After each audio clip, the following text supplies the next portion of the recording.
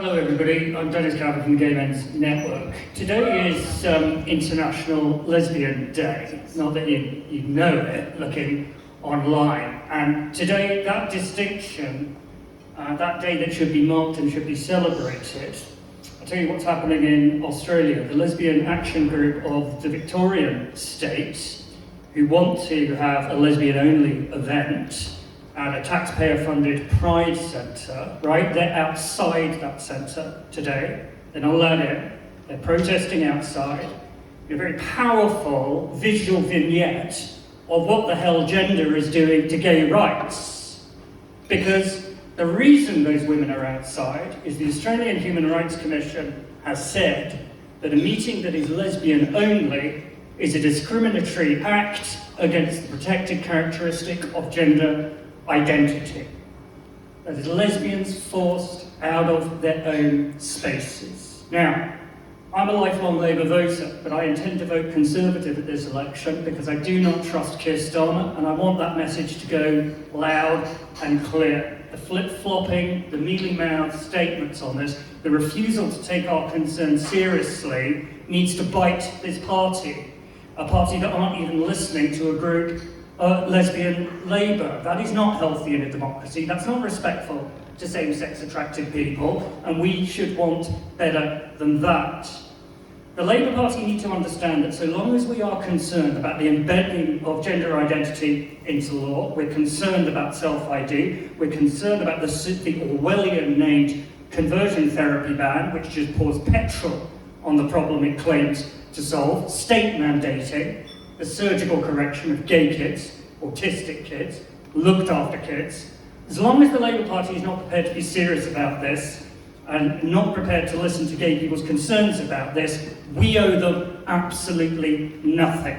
And that message needs to be heard. It is not enough for Keir Starmer to sigh, shake his head, look depressed when he's asked the question, what is a woman?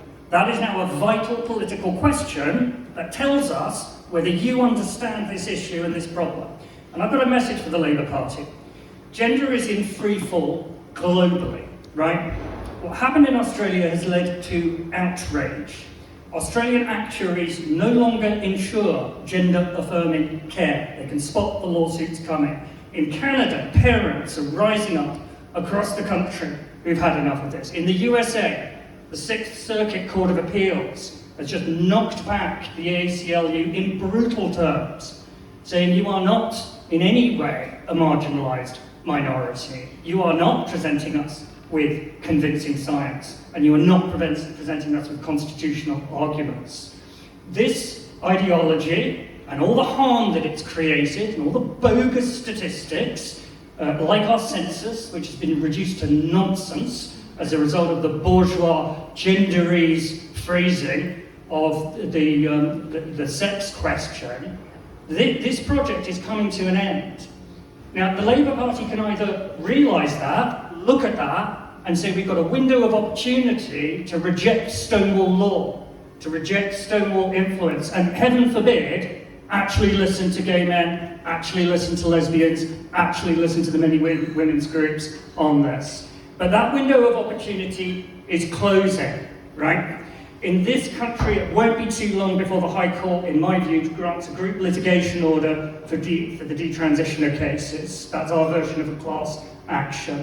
Once that hits the High Court, once the words of the former Lord Chief Justice come true in the Bell and Tavistock appeal, where he said, you know, you go down this road if you want doctors, but on your head be it when the medical negligence claims come, because this court will not save you.